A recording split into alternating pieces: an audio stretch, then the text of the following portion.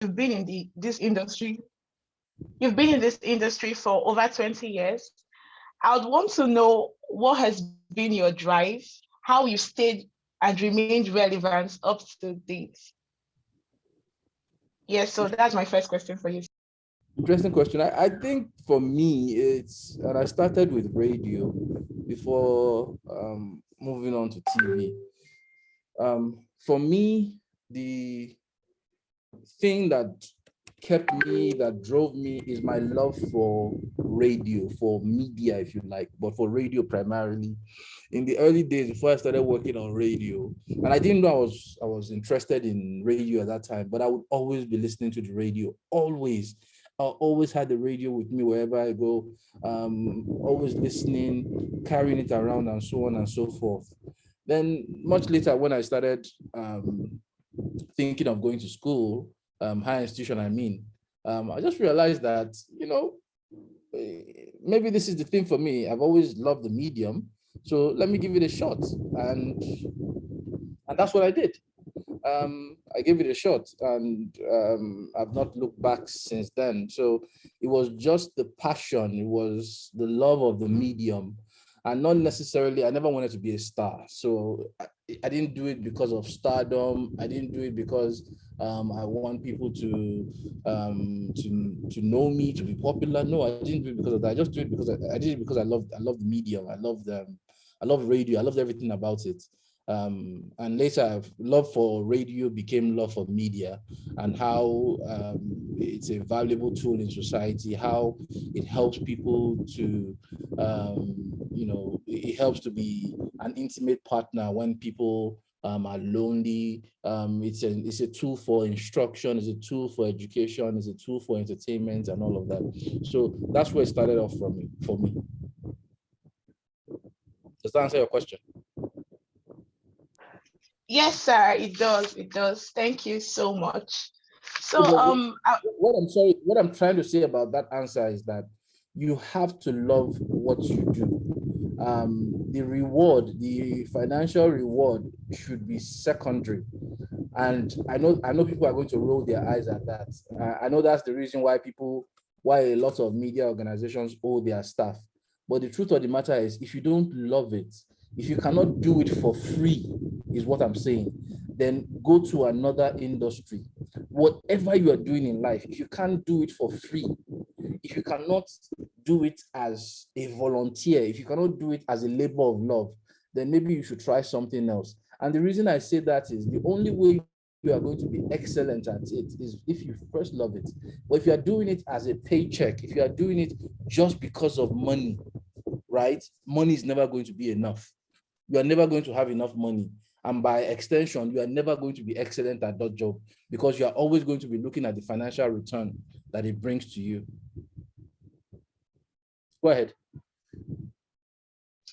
wow, sir, that answers my question. Thank you very much. So, I listened to your TED talk yesterday titled "Adapt or Die: The Future of Media is Digital" on YouTube. Yes. So, I wanted to ask this question. I don't know if we all saw the news 3 weeks ago, sometime 3 weeks ago. A group of teenage boys, about 16 to 18 years, were caught and arrested for beheading their friend's girlfriends, their friend's girlfriend for money ritual. And when they were interrogated, they stated that they saw the procedure, like they saw the tutorial on Facebook. So my question for us today, for you, Sarah, is how can we regulate this kind of content that is being consumed by these young persons on social media? How can we regulate it? Is it possible to regulate it to promote a better and a safer community for us all? Interesting question. I'm not a fan of censorship. I'm a fan of regulation. But regulation that doesn't stifle creativity, that doesn't stifle the media. I've been vocal about my dislike of the way Nigerian broadcasting is regulated, because I believe that it is regulated to stifle creativity and stifle meaningful engagement. But to answer your question a bit more specifically, I think that the first level of regulation starts with the family. In sociology, they say the family is the smallest unit of society. A lot of people actually, a lot of these kids raise themselves. A lot of them, not all of them, they raise themselves. And because they're children raising themselves, they don't know any better, or they choose the wrong examples. And that's one of the reasons why you see some of the things that you see, why teenagers are in a hurry to make money. I don't quite understand that, why teenagers are in a rush to be millionaires. There's nothing wrong with being ambitious, but you have all of your life ahead of you.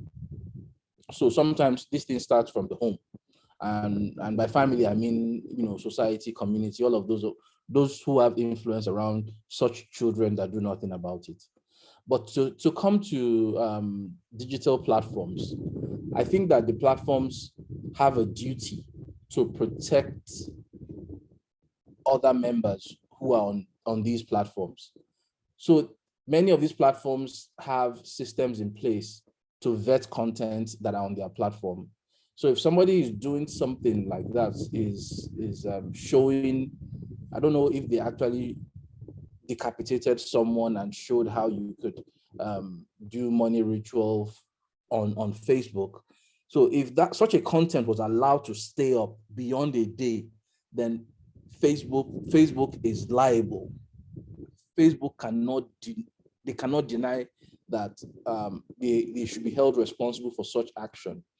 And this is when these social media platforms started, it was just a place to connect, but it's gone beyond that now. A sense of responsibility also needs to be applied in the kind of content that is put up, such that people are not harmed, such that people are not presented with content or presented with anything that will cause them to be criminally inclined. So I would expect that Facebook, the Nigerian government, whoever, should bring criminal case against Facebook when those kind of things happen, not just Facebook, any other platform.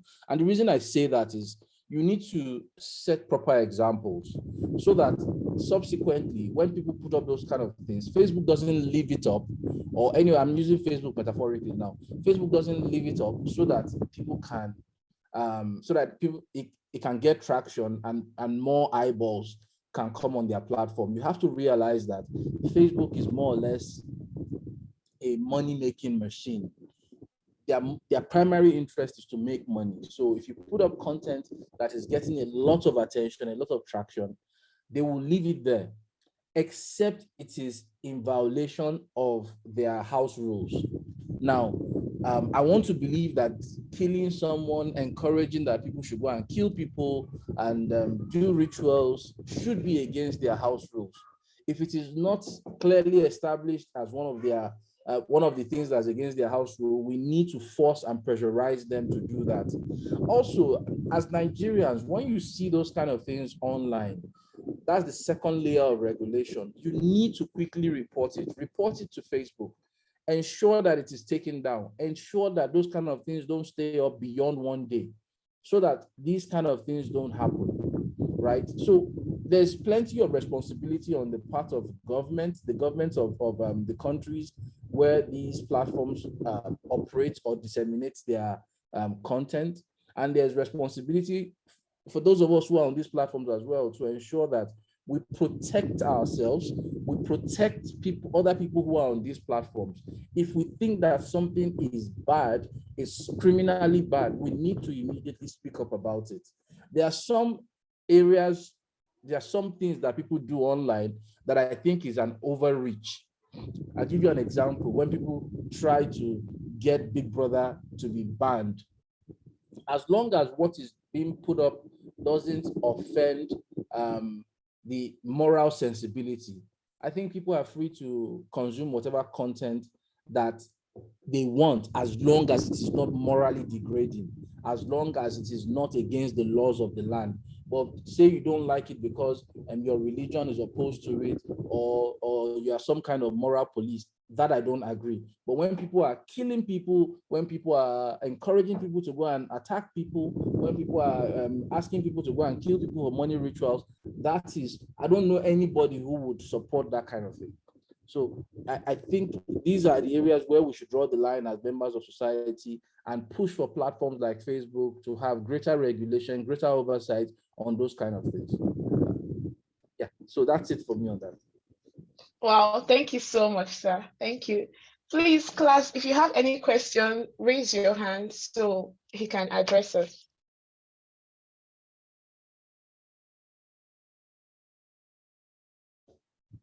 So while we wait for other questions to come, and please feel free to butt in.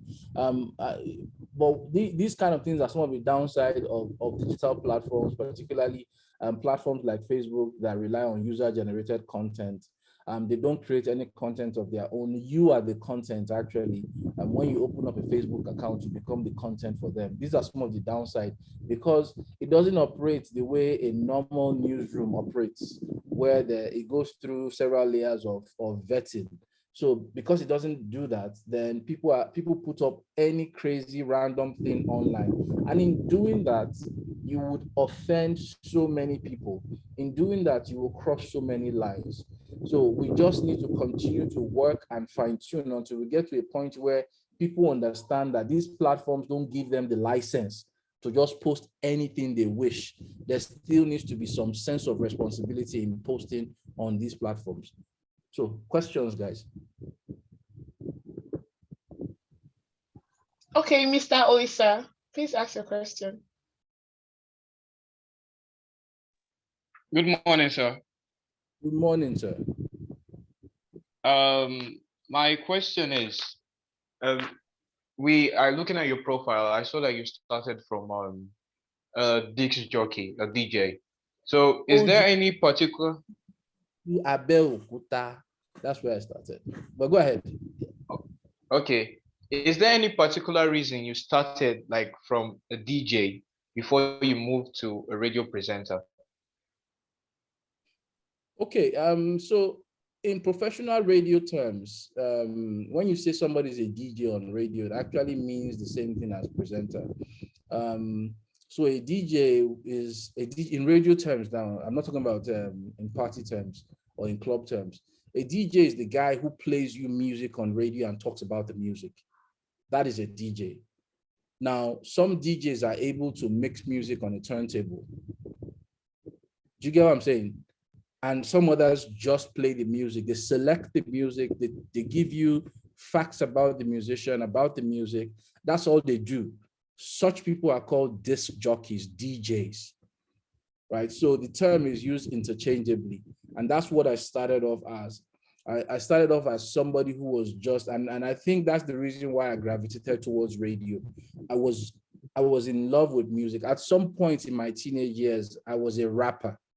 Right? I thought I had a career in rap. Thank God, reality slapped me in the face, because I would have been a whack rapper. But so I started off as a DJ that can also be termed as presenter. So go ahead.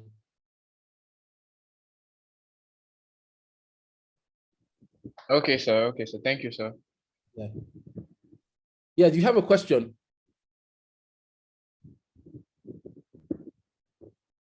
Hello?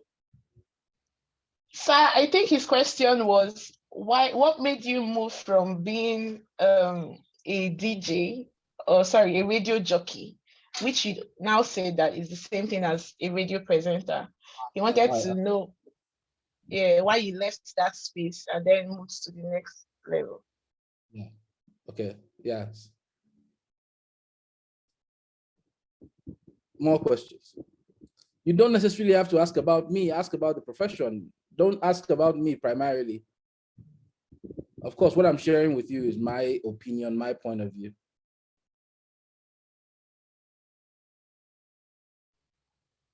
Mr. Mike, please ask the question. Okay. Good morning, sir. Yes, sir. All right, my name is Mike. Going through your profile, sir, I, of course, observe you are quite a consummate journalist in the media space. So I want to have a clarity on this notion, on this perspective that people do have in journalism, that bad news sells as against good news. Okay, so I want to know, why is it like that? So you make an announcement of something positive and it doesn't gain traction. But by the time you are dropping maybe a terrible news or something, you begin to see the reactions around it. What drives it, sir? Thank you. Thank you, Mike. It's human nature, to be honest. Oddity, strangeness, awkwardness, out of the ordinary. These are things that immediately get our attention. If something is mundane, run of the mill, regular, it doesn't get our attention, to be honest. You have to be out of the box. You have to be strange to get the attention of the world. And if you look at your take radio presenters, for instance, the ones that resonate with you are the ones that are not ordinary, that are not regular. Those are the ones that resonate with you. So it's human nature. In journalism, we say, if it bleeds, it leads. We also say, when dog bites man, that is not news. But when man bites dog, that becomes news. So it's just the nature of us as humans to be attracted to things that are out of the ordinary. So that is why someone can give 100 million naira to an orphanage and it will only carry a few, it will just run on a few cycles in the news. But let someone steal 100 million naira from an orphanage, or let the people who are in that orphanage take that 100 million naira and go and buy a house in Lekki or somewhere. That would become so distasteful, because people are going to say you are taking money from an orphanage, from people who are in need, and you are spending it recklessly. People will talk and talk about it. Government will put regulation in place, and so on and so forth. I want to assume that a number of you are from the Niger Delta. When I was working in Port Harcourt, I used to hear people say that, me, I don't go school. I graduate, I no get work. Person wey no go school, he just carry gun, fight government. They don't send am go Malaysia. They don't give am big money. They don't give am what do they call am? Monitoring, what do you call the pipeline contract? The guys that pipeline surveillance job. They've given him surveillance job and so on and so forth, right? Because the people who behaved normally, who were orderly, who obeyed the rules, there's nothing to worry about them. They are good. They are not, they're not troubling us. But these ones that have become cantankerous, let's give them attention, or else they'll become worse. So it's just human nature. The news only follows human nature. If people buy good news, if people are constantly interested in good news, the newspapers, television, radio would produce more feel-good stories, more good news, and so on and so forth. But because generally as humans, we are drawn to oddity, we are drawn to strangeness, we are drawn to the irregular nature of human society, people tend to pay attention to those kind of stories, and that's why there's more there's a greater interest in reporting such stories. Does that make sense? Yes, sir, it does. But I would like to do a follow-up question to your explanation, sir. So in line with what you have explained, which is quite apt, I'm wondering, so where does the media, the radio or the television station, where do they draw the line with this negative narrative as against balancing societal values and not propagating something that's ill to the society? Okay, I think this is a very good question, actually. Where's the responsibility of the media is basically what you're saying. So I think the media needs to, in reporting these things, you shouldn't sensationalize it. You shouldn't make it look sexy. You shouldn't make it look like it is, the acceptable norm. The media should report it in a reprehensible manner. In other words, even though we encourage in the media, we say don't hold an opinion, but it should be reported because it is bad and because we are also trying to deter others from doing this. And by extension, we are trying to make society better, right? That's the way I think the media should report it. So it shouldn't be sensationalized. It shouldn't be made, people who do these things shouldn't be made to be seen as heroes.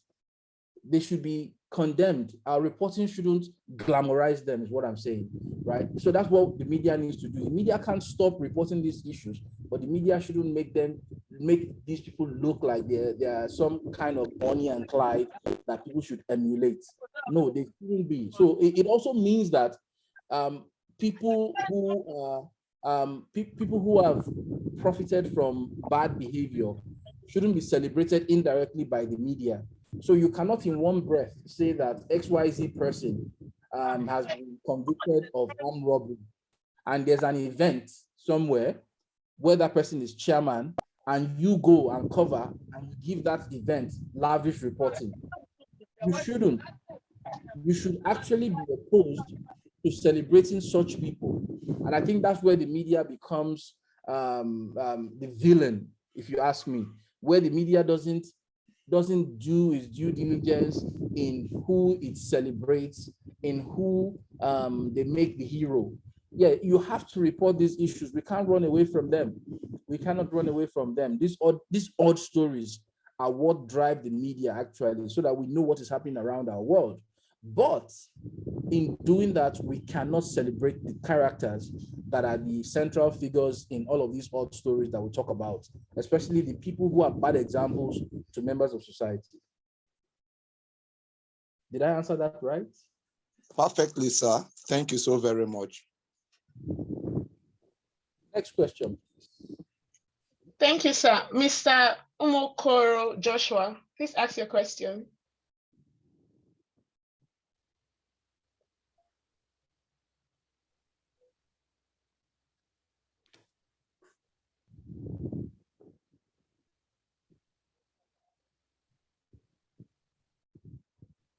Mr. Itari, thank God, please ask your question. Okay.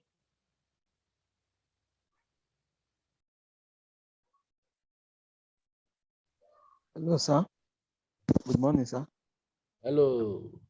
Yes, sir. I want to ask, sir, what role do the people backstage, what role do they play in preparing the presenter? Because nowadays I see that many people they appreciate the presenter the most and forget that there are persons backstage that do prepare them. Let me say, for instance, the video editor, the audio analyst, like that, other persons backstage that prepare these persons. So are there really appreciations that go to these persons in what preparing the presenter? Because nowadays they may celebrate the presenter without really acknowledging those backstage. Let me take, for instance, a football team may have a goalkeeper coach, may have a fitness coach, but all these persons are overlooked, which usually was, hello? Yeah, go ahead. Yes, which usually prepare the team for play and for perfection. So my question comes, do they, in the media, do they really look at these persons per se outside the presenters? Thank you, sir. Thank you. So I think that if you are one of those backstage people and you are looking for adulation, you are probably in the wrong place. If you are backstage, know that you are not going to get adulation, or at least you're not going to get it all the time. So people are not going to look for you and say, oh, we love your edits.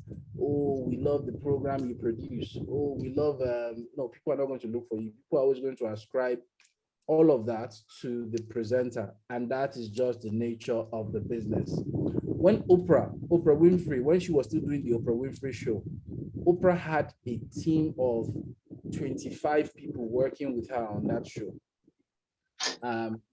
She had one main producer or two main producers and had like several assistant producers.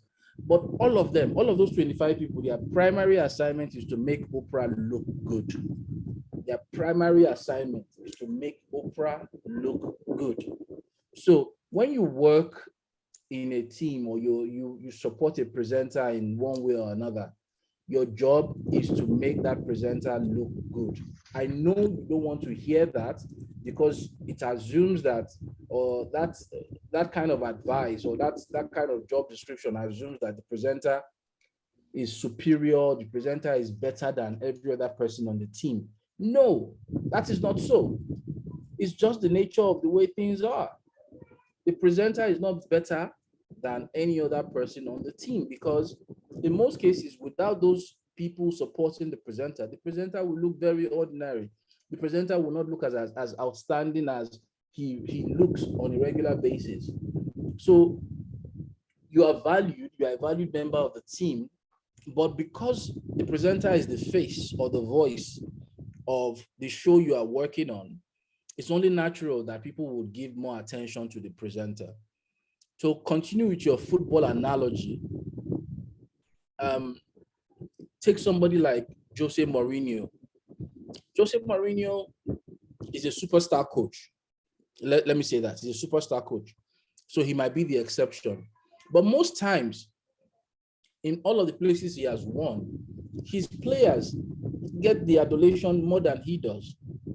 But because he's such an exceptional coach, he's able to take his pedigree with him where he goes. Now, for the support staff that you talk about, somebody like Jose Mourinho carries a lot of his people from club to club because he understands that he doesn't achieve his success alone. He's not able to achieve all of the things that he has achieved because he's somebody who can do it all. He has somebody who's his head of physio, he has his goalkeeper coach, and so on and so forth. These people work together to help Jose Mourinho become the superstar coach that he is. But even within a team like Real Madrid, where he coached, he had players who were bigger than him 1,000 times over. He coached at Real Madrid when Ronaldo was still there. Yes, Jose Mourinho is a superstar coach, but would you say that he was bigger than Ronaldo? No, he wasn't. In terms of popularity, in terms of stature, he wasn't bigger than Ronaldo. Ronaldo was way bigger than him, right? And so all of the things that he did at Real Madrid, many of it would have been ascribed to the players and not necessarily him. So what I'm saying in essence is that if you work behind the scene, you must understand that part of doing your job is not looking for adulation. If you want people to hail you, to greet you as one of the stars of the show, then you are in the wrong place. Maybe you should look for a way to get in front of the camera or get behind the microphone. But there are places where people like that are appreciated. At the Oscars, there are awards. If you can Google categories in the Oscars, there are awards for special effects people, animation, and so on and so forth, lighting, costume, and so on and so forth. These are people who ordinarily you wouldn't know their name. But because an award like the Oscars realizes that movies are not done in isolation. Movies are not primarily about the actors and the directors. There are so many other people who work behind the scene who are also important in creating a great movie. That's why we have categories for sound, for lighting, for costume, for animation, and so on and so forth. So these people, this kind of people that you talk about, these background people, also have the opportunity to shine and get recognition. And the same in the Grammys as well. They have categories for these kind of people. and they have the opportunity to shine. But unfortunately, that's where it ends. Many of them don't get the recognition. They don't get that recognition beyond those kind of places. If I ask you to tell me the person who did the sound or lights for the movie that won movie of the year at the Oscars, you probably don't know, but you may know the actor who won the award for actor of the year and so on and so forth. So it's just the nature of the business, and you just need to learn to live with it. And try not to let it get to you. Just try to keep doing excellent work. And the truth of the matter is, if you keep doing excellent work, people will look for you because your work stands out. And that's where the real accolade, that's where the real reward will come from. Next. Yes, sir. Just a follow-up question. Well understood, your explanation. A follow-up question. Okay.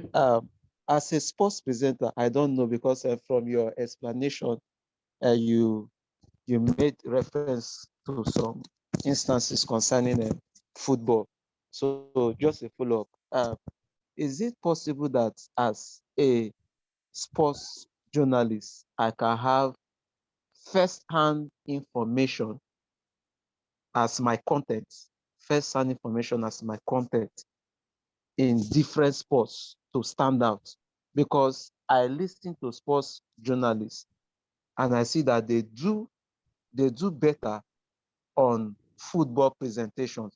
But when it comes to Formula One, it comes to basketball, cricket, table tennis, or lawn tennis, or what, badminton, you see that their perception and their content concerning such sports are very low.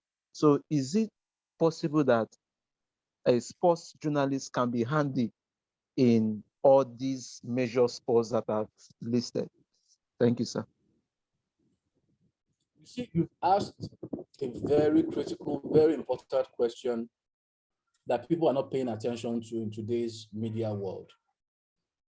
And I'm going to continue with your analogy of sports. Most people who get into sports journalism just want to do football. That's all they know, football. And they forget that there are so many other sports.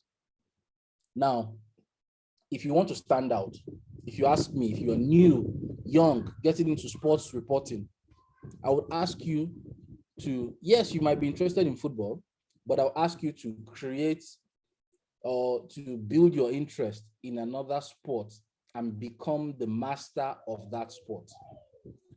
It will not pay off in the first 3-4 years of you reporting that sport. But I promise you, down the line, and maybe I'm wrong by saying 3-4 years, it might pay off quicker than that actually. But because there isn't anybody, or there's next to no one who you can call an expert in that sport in Nigeria, you realize that when people locally and internationally are looking for an expert in that area, your name will keep coming up. Give me a sport, just give me any sport. Just name any sport. I said Rugby, for instance.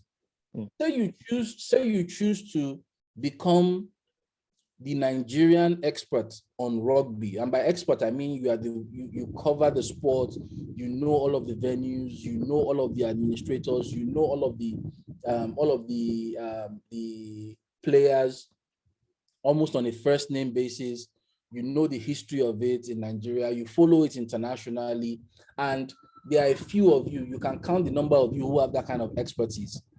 You will realize that when people are looking for someone to speak on rugby, 8 out of 10 times they will mention you, because you are doing what no other person is doing. You are outstanding. You are choosing to stand out in a crowded field. The same cannot be done for football, because in the case of football, there are so many people who are covering football. And in that field of so many people, there are a lot of people who have been covering football for so long that they are the prominent figures that people run to. Colin Udo, Shino Keleji, Emeka, what's his name now? My friend Emeka, forgetting his name, his last name, and so on and so forth. All of these people are football people. But can you say the same for tennis?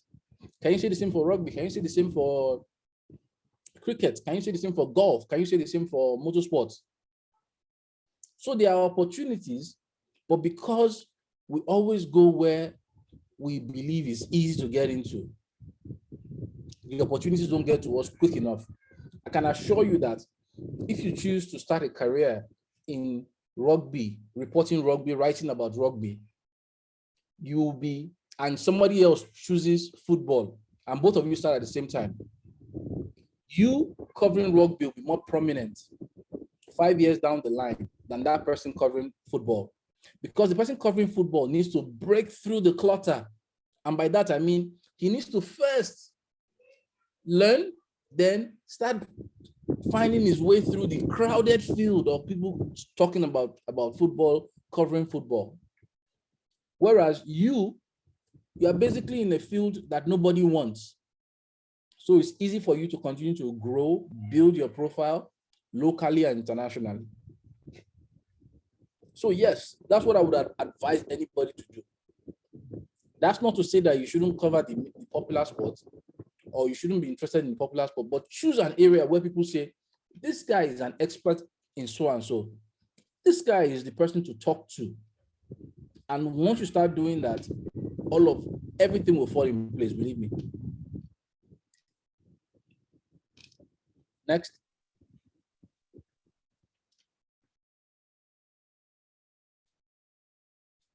Mr. Wisdom Yellow, please ask your question.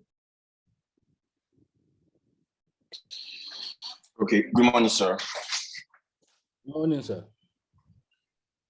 My name is Wisdom Yellow. I have a couple of questions. My first question is, what things can you say have been your biggest challenges in your media journey, and how did you overcome them?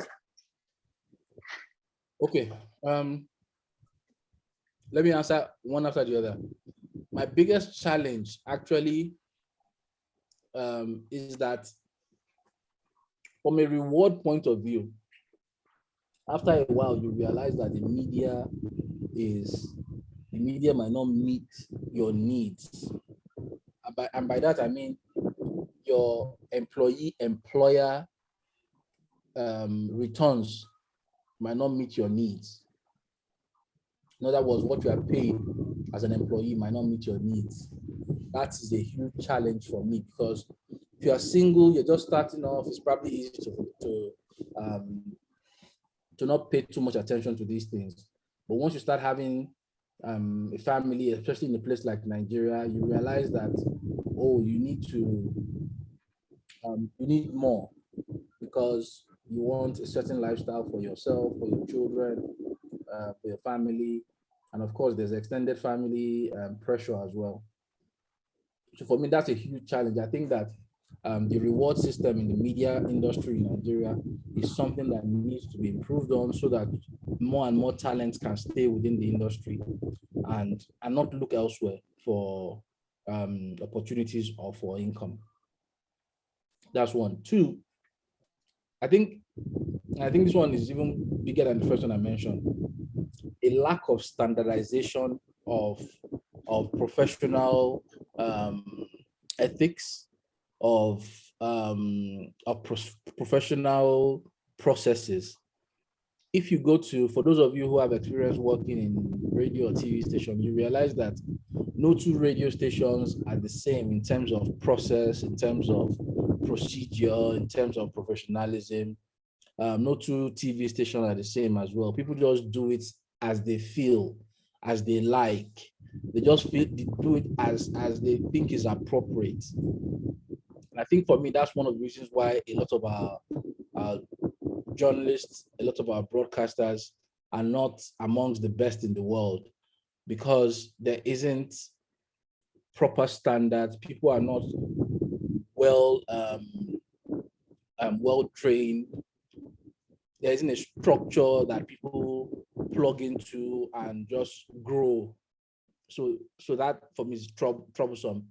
if you go to South Africa, if you see that broadcasters are broadcasters, irrespective of the station they work on. The same in Kenya. I'm not mentioning Europe or America. I'm just saying these markets.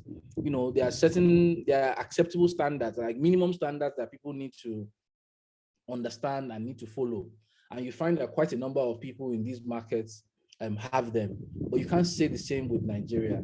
Nigeria, especially with the last 20 years or so, where there's been an explosion of private media, where a lot of the owners don't know their left from right. They don't invest in training talent. They don't invest in making their people better.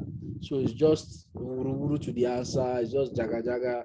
And because of that, it troubles me that we're just creating a system where people don't understand why you should have radio, why you should have TV. People just assume that it's just to talk, it's just to have a fine face, and you'll be there, you'll be a star. It's not enough to have a fine face. It's not enough to have a good voice. It's not enough to just talk. You must make sense. You must impact society, and so on and so forth. But because the owners don't care much about those kind of things, they only care about making money. And unfortunately, they don't realize that not caring about those things is the reason why they're not making money. So those are some of the things for me. Those are some of the challenges that trouble me, that I faced in the media space. And I say faced because I don't work in mainstream media anymore, and I doubt that I'm going to go back to mainstream media. I'm still working in the media, but I'm not working in mainstream media. So I think those are some of the challenges. Personally, I want to say that as an individual, as somebody who works in media, I haven't faced challenges as such. These challenges I've faced is probably what some of you are facing or have faced, which is salaries are delayed or not paid at all. Those are it's like standard across board. So I don't want to call them challenges. I just see them as part of the profession. It's not right. It's wrong as a matter of fact. But I just see them as part of the profession in Nigeria. And that's one of the reasons why a lot of talent don't stay.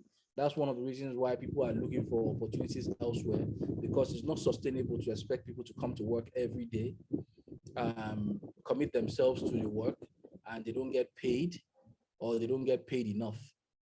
As humans, they will look for opportunities elsewhere. So those are some of the challenges. Personally, I mean, I've enjoyed my time working in the media, working on radio and TV. It's been fantastic.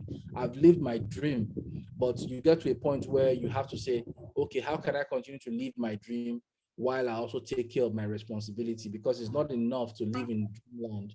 You also need to be realistic, that you have people who are counting on you.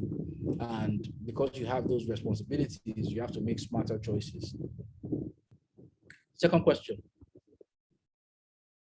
Okay, so my second question is, where do you see the radio as like a media in the next, let's say, decade? Because I feel like, because personally, I don't know a lot of people that listen to the radio anymore.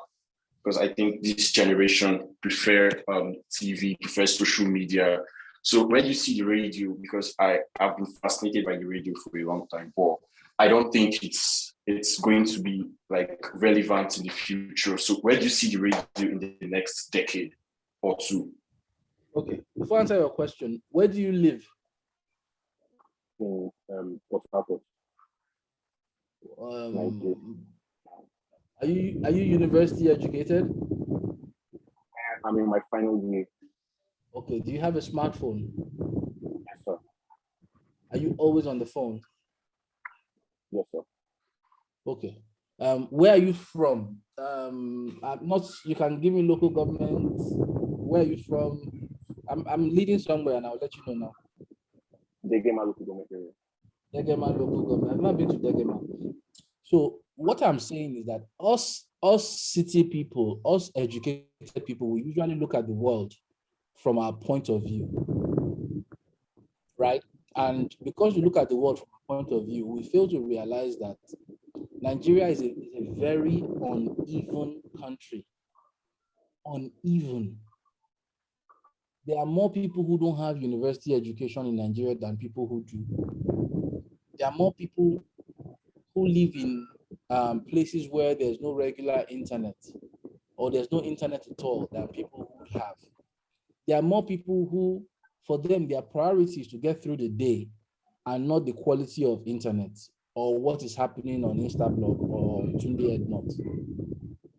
So for those people, one thing that we all have in common is that we're constantly seeking information.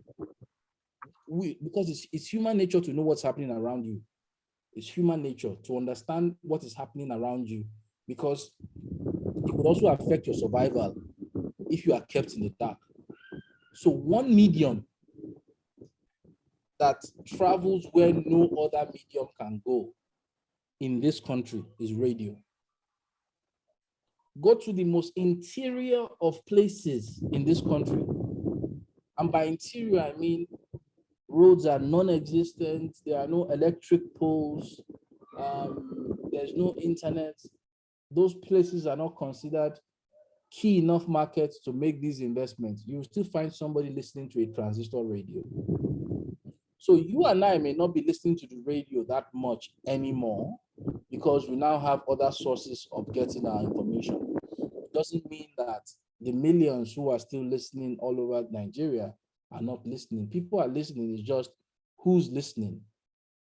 And the data shows that radio is still the most consumed media in Nigeria. There are more people listening to radio in Nigeria than on the internet, than watching TV or reading newspapers. So radio is not dying. Radio is evolving. Now, many people have radio on their smartphones. A lot of Android phones now come with radio, the radio app on it. All you need to do is just put your antenna and you can listen to local radio. Some other apps would allow you to listen to radio over the internet. So it's just the way people are consuming radio that is different. And part of the evolution of radio are things like podcasts as well. Because if you look at podcasts, how are they different from talk shows on radio? Podcasts are not much different from talk shows. The difference is that with podcasts, you can basically say anything and get away with it. There's no NBC that's chasing you. But on radio, there are certain rules that you must abide by. So the evolution is happening right in front of us. It's happening. It doesn't mean that the medium is dying. There are still so many people who rely on radio in Nigeria. And I'm using only Nigeria as an example. But in many low-income countries, radio is the first medium that people go to. Now, this is one of the reasons why I think that radio is not going to die. If there's an emergency, say there is something that knocks off the internet and power line, where do you think people will go to for information?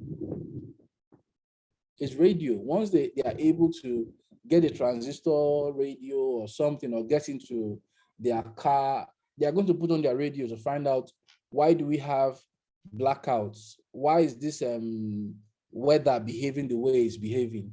So radio is not dying. Radio is not going anywhere, believe me. But it will evolve as technology, as better technology is made available. Radio will also catch up and evolve, and it will continue to be like that. If you, for those of you who study mass communication, if you look at the history of media, when one media form comes, the preceding media form, automatically people would ascribe doom to it. But I mean, people said that when TV came, when radio came, people said, oh, print is going to die.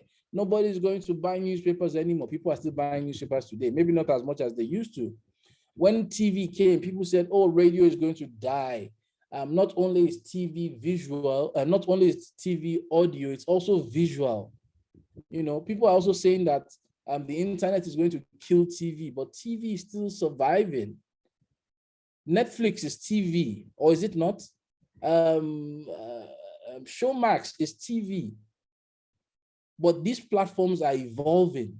They are evolving because of today's consumption habits. Consumption habits are changing. You need to change as well. If you don't change, that's when you're going to die. Do you have another question? Yes, sir. My last question. Go ahead. Do you think it's possible to stay relevant in multiple fields in the media? I ask this because it's like personal. I have interest in multiple fields like football, basically, and maybe basketball, Formula One, tennis. Then I also have interest in the entertainment industry and also societal issues. Do you think it's possible to diversify whilst remaining relevant in these fields? I think so. It's possible. It's possible. It takes a lot of work, but it's possible. I like to give local examples. Do you know Jimmy? Jimmy, he's a popular hype man. He's not DJ, but Jimmy is what is called. If you know Jimmy, Jimmy started off as a sports presenter. Back in the day, he was a sidekick to Godwin Dudu Orime. So he started off on TV and started doing sports on radio on Beat FM and started doing, it became one of the early people to start doing this hype man thing that has now become very popular. So in the area of sports, he has, some experience and some following. And in entertainment as well, he has some following. If you know Ryan Seacrest hosts America Top 40. He hosts the red carpet on E.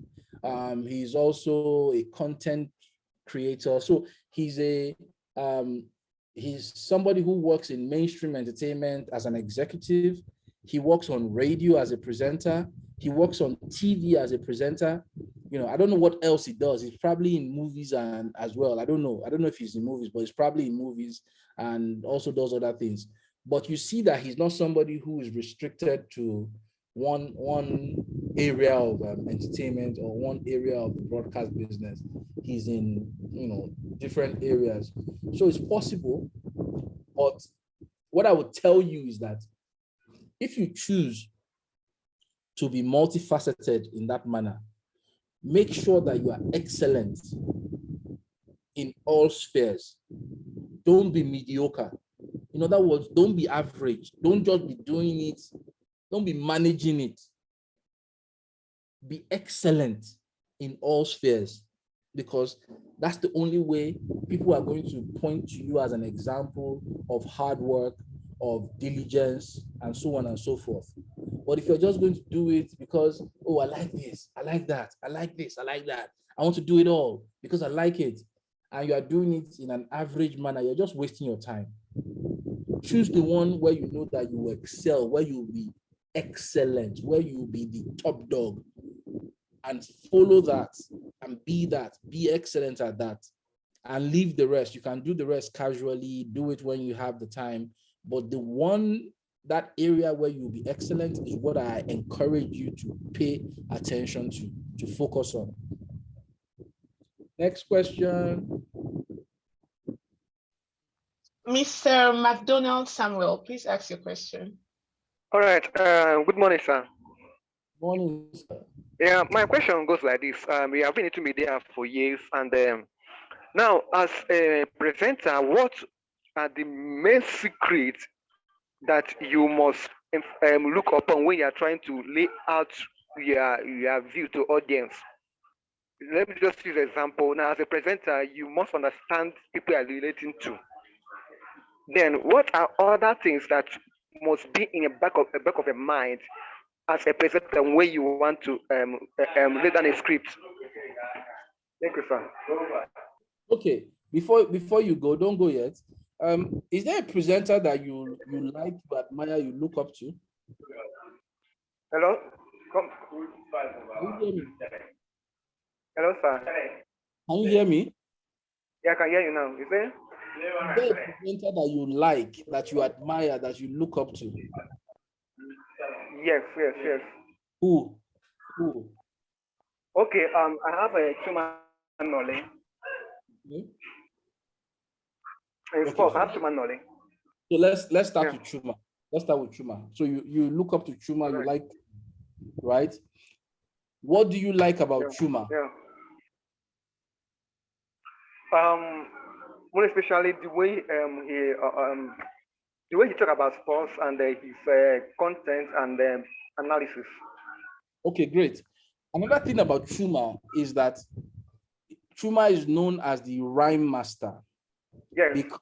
because in addition to being a sports presenter, or in choosing to be a sports presenter, he has chosen to add rhyming to his sports presentation. Is there any other person that is doing that you know of? Huh? McDonald's? Yes, I'm with you. No, no, no, no. No, right? So that's my point. Yeah. You have to be outstanding. There needs to be something about you that distinguishes you from the crowd. As a presenter, you must try not to sound like the next person. You must be intelligent. You must be witty. You must be knowledgeable. You cannot be ignorant as a presenter. These are some of the things that will make you stand out. If you have chosen to be a sports presenter, you must be a sports presenter that is almost an encyclopedia of sports knowledge. And it's a lot of work. You must know your subject in and out. When you are presenting, you must present in a way that draws people in. You must be exciting. Now, I'm speaking in very general terms. So I cannot tell you specifically that this is what it means like, what it sounds like to be exciting, which is why I asked you if you had somebody that you looked up to. And I've given you an example of Chuma. In the case of Chuma, Chuma could have just been presenting. He could have just been doing his thing, talking about sports and not rhyme. But there's a likelihood that he might not be as prominent as he is if he wasn't doing that. So he chose something else to add to his trade as a presenter that stands him out. I don't know of any sports presenter that rhymes. Any in the world. I don't know. And some people might even say that, oh, sports presenting and rhyming don't go together. Exactly. That's why you will always remember Chuma Noli, because he's a sports presenter that also delivers his presentation in rhymes. You will remember him. He's memorable. So you have to choose a style. You have to do something that will make you memorable to people who listen to you. If you are not memorable, you cannot be popular. People cannot come back to you. People cannot talk about you. You have to be memorable. There must be something that resonates constantly with your listeners. Okay?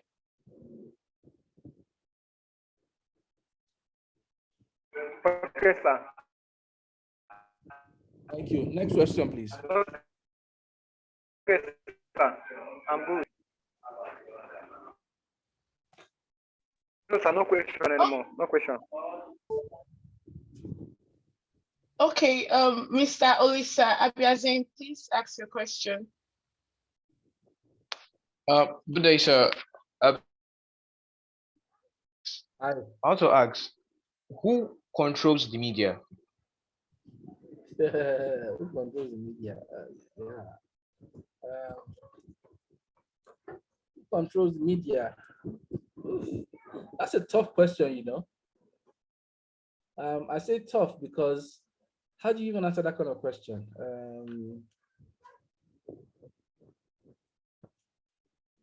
Who controls the media? Do you know I can't answer that question? I'm trying to answer it. So control is at different levels. And one of the levels is editorial control.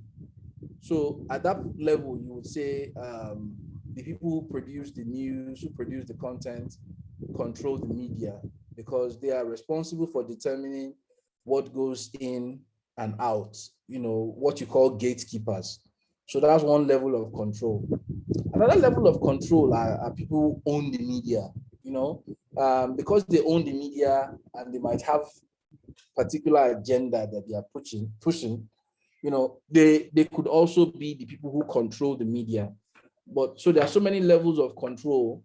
So it's difficult to say for sure, say in definite terms, if one entity controls the media, that there are several levels of control. In the case of Nigeria, for instance, and maybe that's where I should start, use Nigeria as an example. The people who control the media in Nigeria are people who basically have the money to buy the media. And these could be advertisers, it could be owners of the media, it could be anything. You know, these are people who control the media in Nigeria.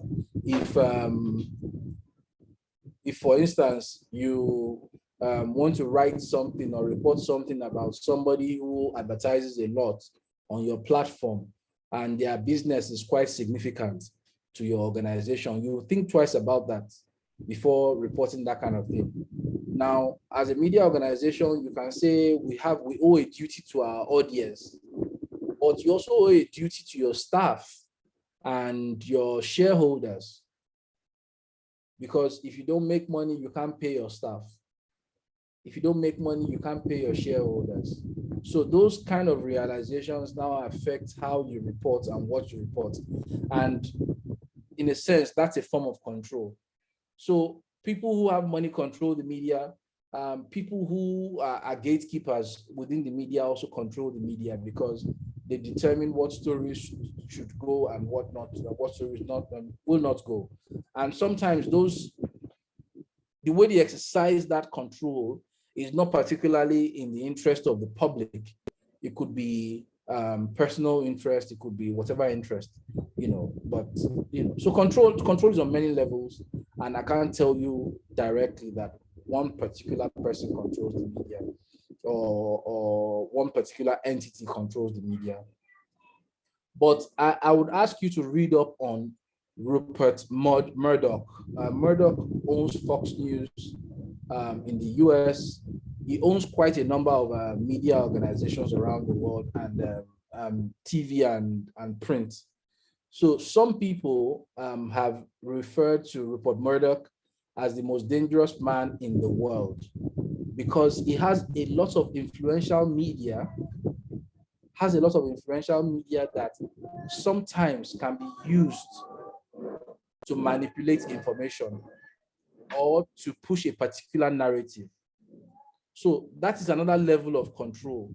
When you have megalomaniacs, when you have mega organizations owning media, they can also determine what such media organizations cover.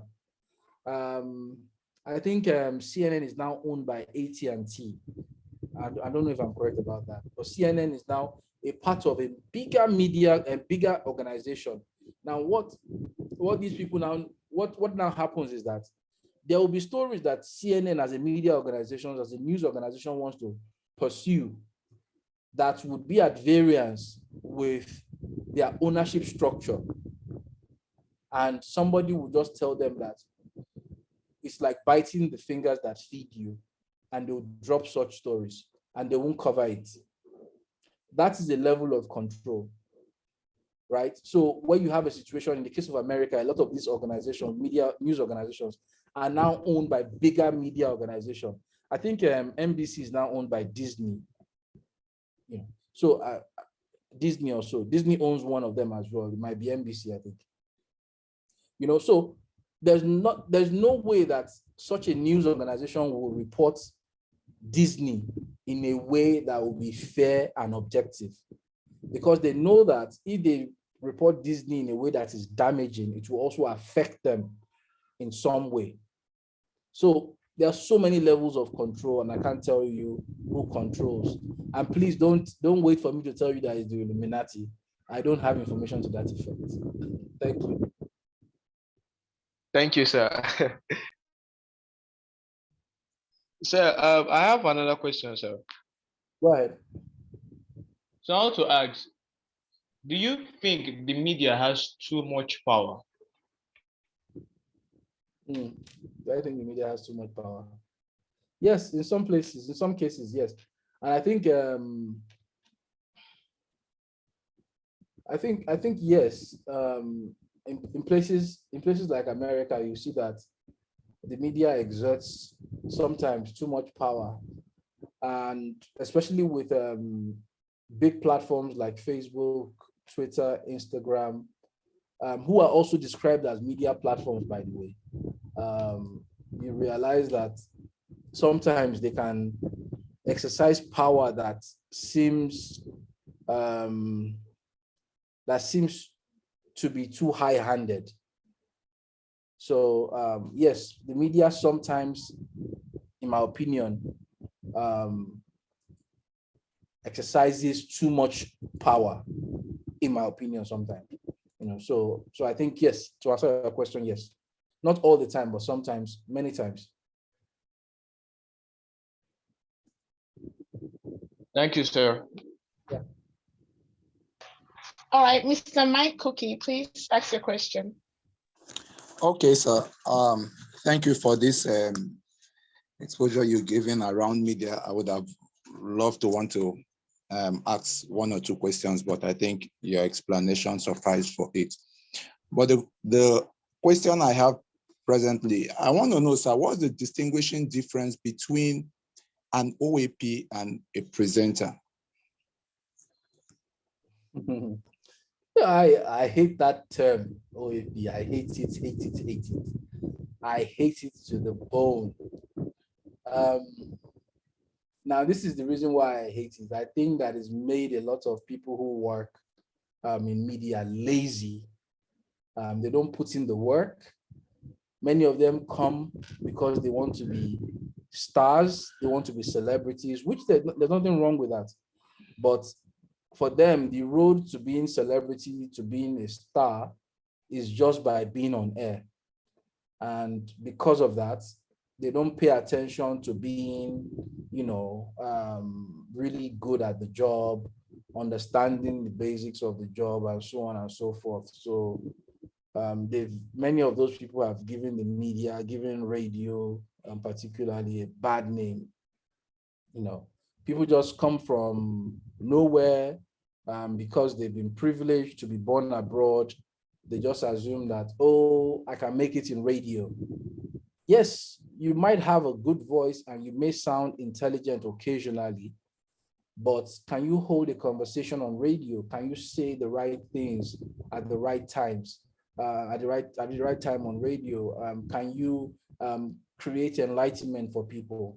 So that's why I hate that term. It's not personal. I don't hate people who call themselves OAP. I just believe that it's an excuse for people to be lazy. But what is distinguishing? In my opinion, the distinguishing feature between an OAP and a presenter or a broadcaster is that, you can, for instance, be somebody who is popular on, say, social media by doing something, and somebody, offers you a job to continue that thing you are doing on social media, on radio, on TV. For people like that, I would call them on-air personalities, personalities who are on air, not necessarily broadcasters, because a broadcaster or a presenter would mean that you understand the rules of journalism. You are trained to be a broadcaster. You know what to say, when to say it. You know how to hold us spellbound in your storytelling, and so on and so forth. Whereas an on-air personality is somebody who is just about trends, who is just about, the fickle things, and so on and so forth. Unfortunately, even serious people who have their grounding or their training in proper journalism, consider themselves OAPs because they want to be popular, they want to be celebrities, and so on and so forth. I think you can also be a broadcaster and be a personality and be popular and be all of that. So the distinction is very thin. What I'm sharing with you is my opinion. Is not necessarily industry standard or industry position. It's just my opinion of it. I think The difference between a presenter and an on-air personality is just the training, is just the professionalism. Anybody can be an OAP. Anybody can be an OAP, but not anybody can be a presenter, a broadcaster. You need a great deal of training to call yourself a presenter, a broadcaster. And that's where a lot of people who call themselves OAPs are lacking, are missing. That's my answer. Okay, sir. That's quite apt. Though I had a boss that once said to me that he prefers an OAP to a presenter, and his reasons were that an OAP brings in the money. So if you are an OAP and you are bringing in the money for him, you are good. But a presenter just comes and he or she does the regular presenting and stuff like that. I don't know if you share in such opinion, sir. So I don't know about that. I think that you can also be a presenter and bring in the money. But I understand what he's saying in the sense that, because an OAP might seem flashy and so on and so forth, seem exciting to people. If a Bobrisky, for instance, starts doing a show on radio, there's the likelihood that his millions of followers who follow him on his different social media platform would want to tune in and listen. And advertisers actually are not moralists. They go where the numbers are. And if they see that people are listening to Bobrisky on a particular station, they probably put their money there as well, right? So the guy, your boss might be right about his position, because, people like that are shiny. They are bright and shiny. But if you listen, you realize that sometimes they're not saying anything, they're just shouting. But sadly, as I said earlier, because they are odd, it gets our attention. So maybe the message to those of you who want to be proper broadcasters is to also look for a way to get people's attention while being professional broadcasters. So don't just go into the studio and read your script with a straight face or present with a straight face. Make it interesting to your listeners. Make it be memorable, as I said earlier. Be memorable in a good way, so that people will look forward to listening to you. And if more and more people listen to you, it means that the money will come your way as well. Okay? Thank you, sir. That's fine. You're welcome. Mr. Itari Tangos, please ask your question. Yes, sir, for better referencing, what is AOP, sir? Sorry, I don't know the meaning. OAP, on-air personality. On-air personality. Okay, sir.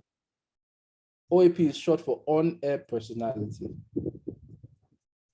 And I like you for asking that question. And this is the reason why I say so. A lot of us would have kept quiet and would be shy about asking because we don't want to look like we're ignorant. See, one of the ways to be excellent at broadcasting is always to search for knowledge. Always search for knowledge. Always ask. Always ask. Asking will never get you, will not get you killed. It will only improve you and make you a better person. So never be afraid of asking questions. Never, ever be afraid of asking questions. Thank you for asking that.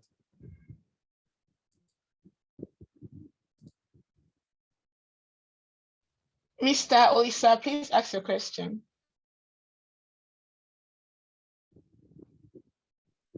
Good day, sir. Yes, sir. So, sir, I want to ask. I'm 17, and I've started this journey, this media journey. Hello, sir. Go ahead. I can hear you. Okay. So I said I'm 17 and I've started this media journey since I was 14, thanks to Sammy Weji. I've been going through some media training, courses, etc. So my objective is to be one of the leading sports presenters in at my prime, to be one of the leading sports presenters at my prime, not only in Nigeria, Africa, and maybe the rest of the world. So what do I have to do as a very young man? What do I have to do, and what should I not do in order not to miss the goal? I think you have an advantage, and the advantage is you've started early. Oh, that's such a fantastic thing that you started early.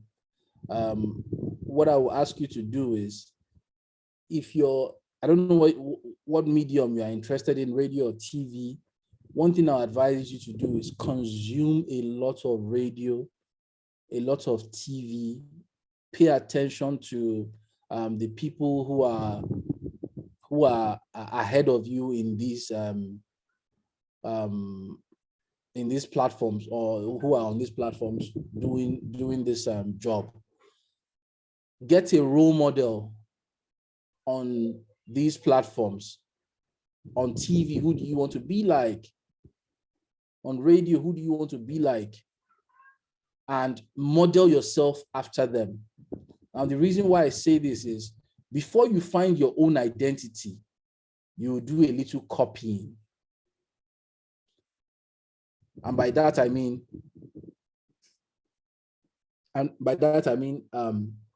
you would copy here, copy there, and after a while, you will now find your own identity, which will now become something that is unique to you. But in starting off, you need to model yourself after people, because after learning the basics of the profession, knowing when to talk, how to talk, and knowing how to report, and so on and so forth, you need to now start defining your own identity. What kind of brand do you want to be? What kind of persona do you want to create on radio, on TV? You know, you have to develop that, and it takes time to develop, right? So I would say consume a lot of media. There's one other thing I'm going to ask you to do, if you would find the time. I don't know if you would, if you have the opportunity of working in a media organization, I'll ask you to do this. Report. Do a lot of reportorial work. I know this because, in my opinion, I didn't do enough of it. But if you want to be, let's continue with the example of rugby. If you want to be a rugby person, one of the best places to build your contacts, to build your knowledge of rugby, is to constantly be in the field, not in the newsroom, not in the studio. Go out, talk to people. Now, you can have the opportunity of coming back and also presenting on radio, but try as much as possible to go out and report. Because in doing that on a regular basis, your knowledge is improved. You grow, you build contacts, you understand the technicality of the field that you're covering. Do you understand what I'm saying? So yes, I would say, look for a role model, preferably a role model outside of Nigeria. And that's not to say you shouldn't have local role models as well. And the reason why I always say role models outside of Nigeria is so that whatever you build yourself to be will be at an international level and not just at a Nigerian level. Nigeria needs more and more international broadcasters, if you ask me. We don't have enough international broadcasters, or we don't have enough broadcasters that are of international standards, that can walk into a BBC in London and fit in just well, or walk into an Al Jazeera and fit in just well. We don't have. A lot of our people are still at the local level, and that's because we do not train ourselves to have the same skill sets that the people at those levels have. We are content with being local champions. There's nothing wrong with being a local champion, but what is wrong with taking over the world as well?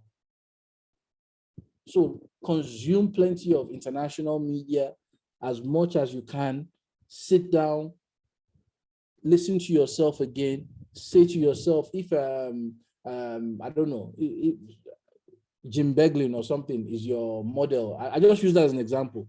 And you don't sound as good as he does. You don't sound as excellent or sound better than him. Then push yourself to continue to sound, be your number one critic, and continue to push yourself until you get to the point where the world has seen your talent for what it is. Okay?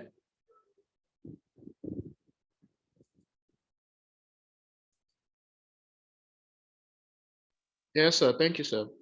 Yeah. Thank you, sir. And Nicholas, please ask your question.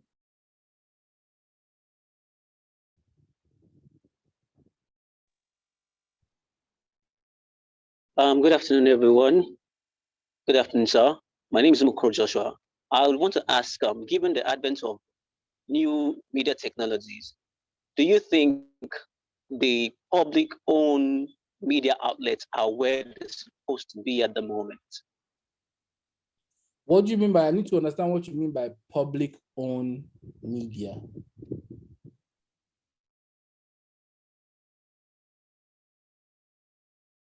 I said, given the advent of,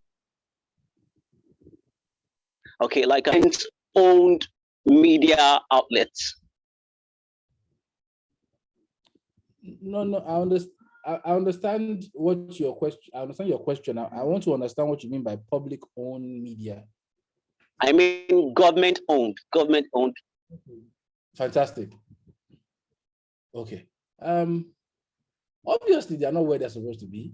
Outlets. Hello? Yes, I can hear you. Hello? Okay, that's my question. That's the question I wanted to ask. Now, Obviously, if that be the case, what can be done to improve? What can be done to improve? Because I noticed privatization has actually done a lot more harm to the information sector in Nigeria. What can be done to improve the government-owned sectors? The government.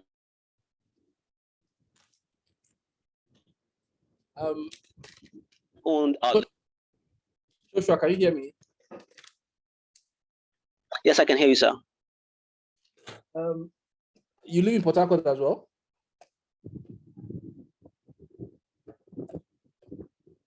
Hello?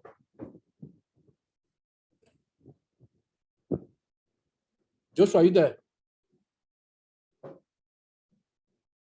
Okay, I think we've lost Joshua. Sir, he lives I can in hear Port you. I Harcourt. can hear you, sir. Okay. I can hear everybody. Okay, when was the last time you listened to Radio Rivers? I can't actually recall, but before now, when there were no public, what's it called, private-owned media outlets, Radio Rivers was one of the stations we all listened to, but now it's fizzled out. So my question is, what can be done to revamp it? They need to be less about government and more about the people. All of them, practically all of them, whether it is state-owned or federal government-owned, is about government. So they are not public broadcasters in the real sense, they are government broadcasters. So they talk more about government than they talk about the people. And because they are always about making government look good, or they are more or less about being the mouthpiece of government, there's no reason, people are not drawn to them. People are not interested in listening to them. The BBC is also a public broadcaster, but the BBC talks about the people more than it talks about government. And when government does something that is odd, that is out of the ordinary, that is bad, they also report it. They report it, their reporters ask tough questions of government individuals, and they don't just assume that because they are a public broadcaster that thrives on more or less taxpayers' money, that they shouldn't ask tough questions of people in government. That's the main reason why people do not follow public broadcasters as they used to. That's the main reason, So that's what they need Okay, to sir. do. More Thank than you very any much, other, sir. more than any other thing, they need to be more accountable to the people. And by accountable, I mean they need to take an interest in what concerns the everyday Nigerian. And once they start doing that, start reporting it for the benefit of such people, listenership will grow. But if you're always talking about government and how government is doing this, even though people think otherwise, then you're not going to get listenership. You're not. And the reason they haven't gone under is because they rely on government subvention. So if government doesn't give them money, ideally, many of them would have gone under.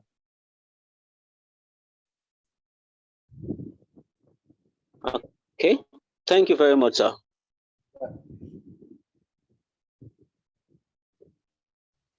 Thank you Hi. so much, sir. Hold on, Doris, can you just give me a minute? I need to just sort out something quickly. 1 minute and I'll be back. Okay, sir.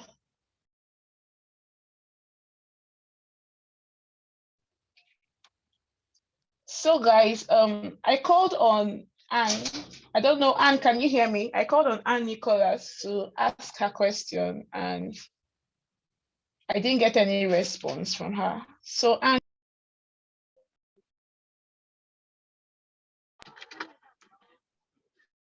Hello, I'm here.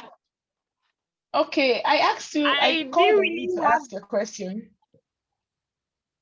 I'm just tuning in now, so I don't really know what you are talking about. I've not understand what you were saying, so that's why I just have to stay mute.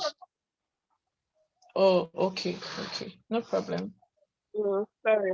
I turn off your mic.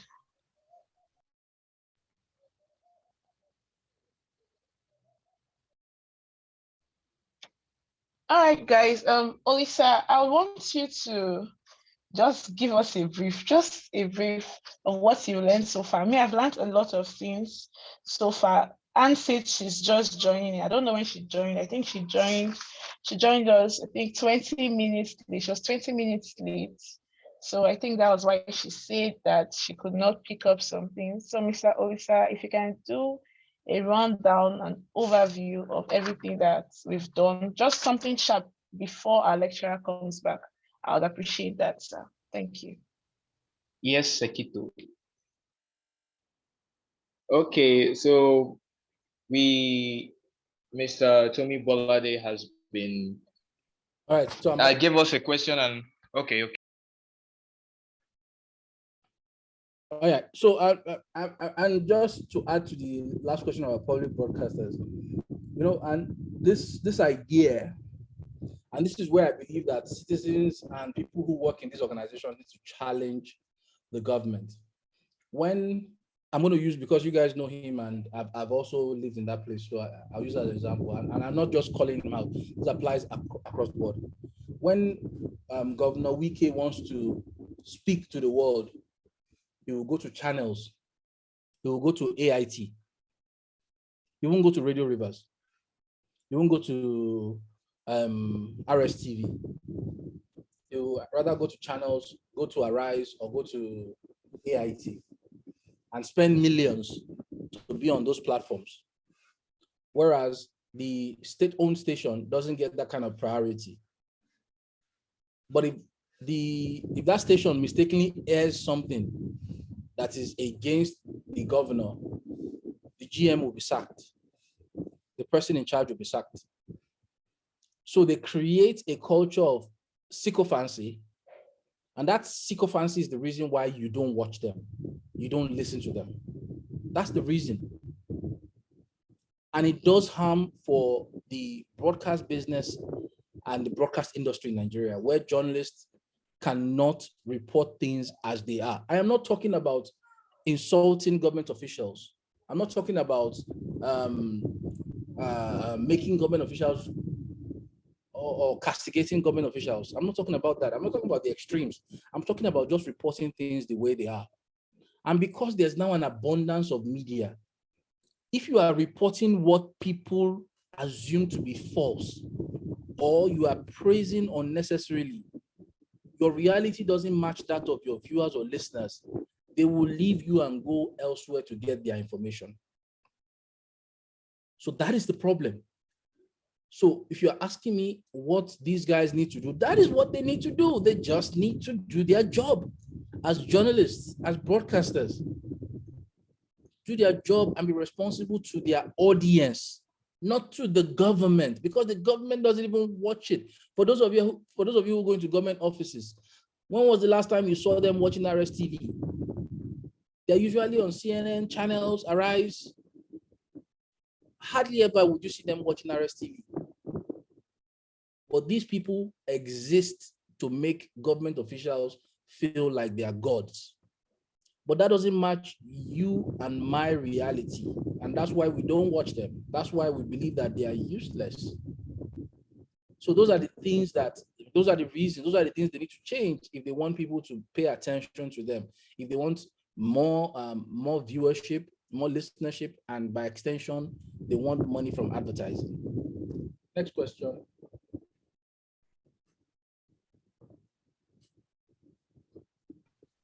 Wow, thank you, sir. Please, does anyone have any other question? Please raise your hand.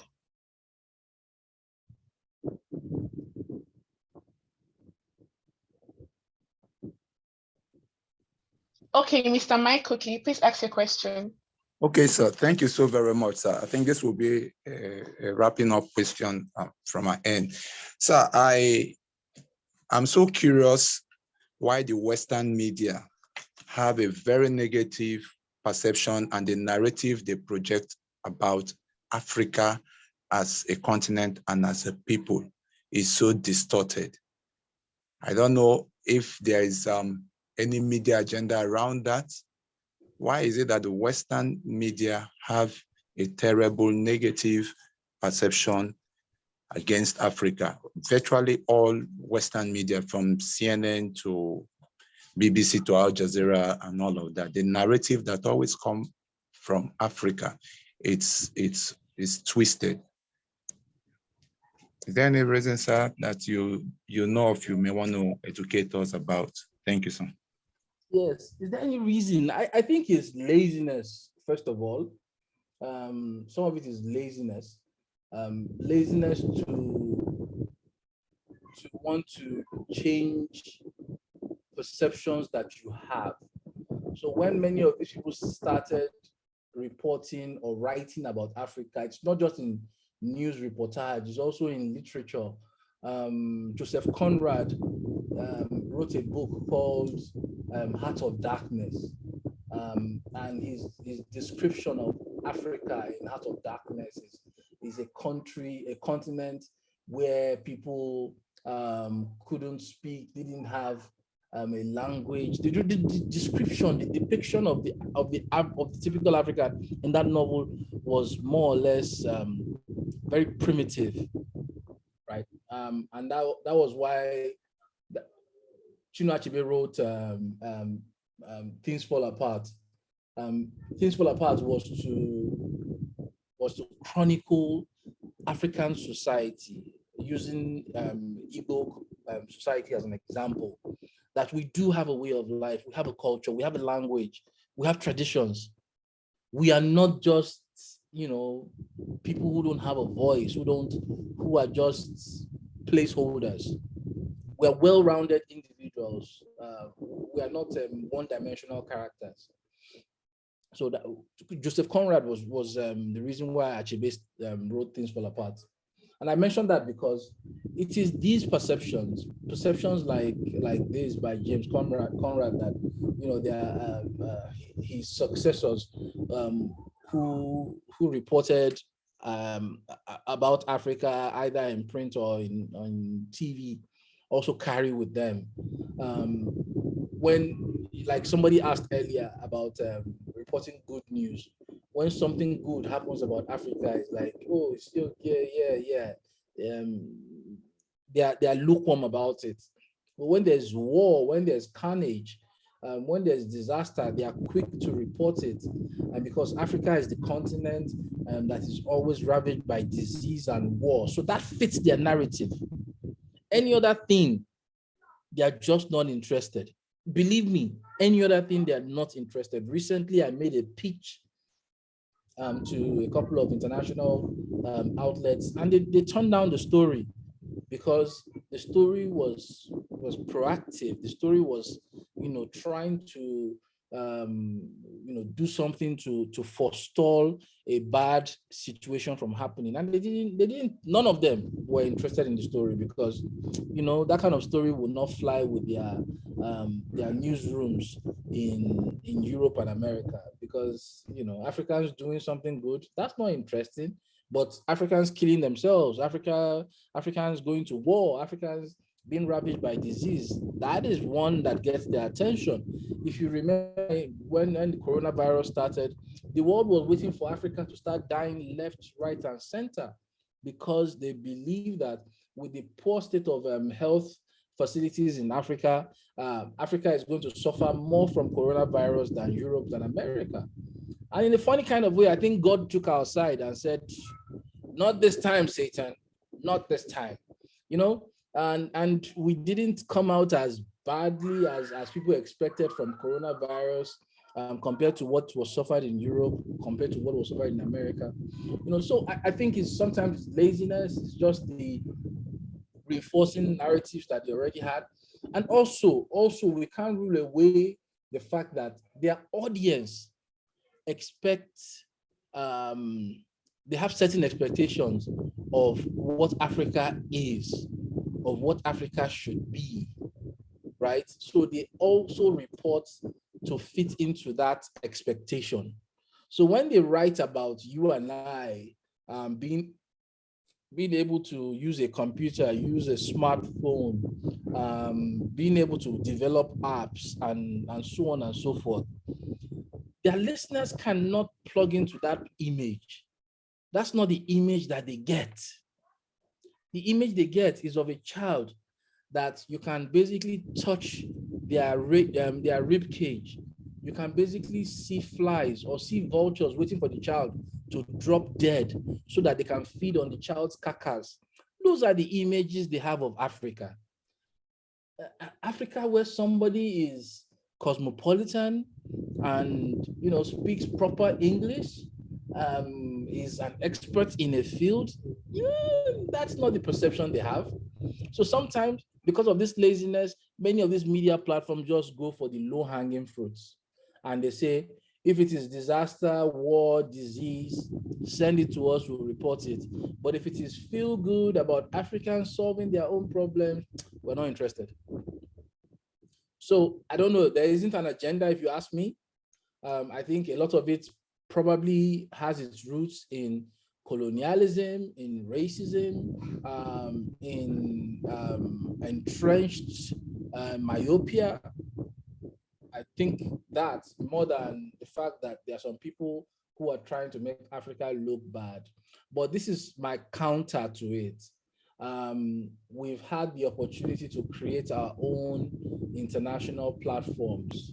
We haven't used that advantage to tell our story.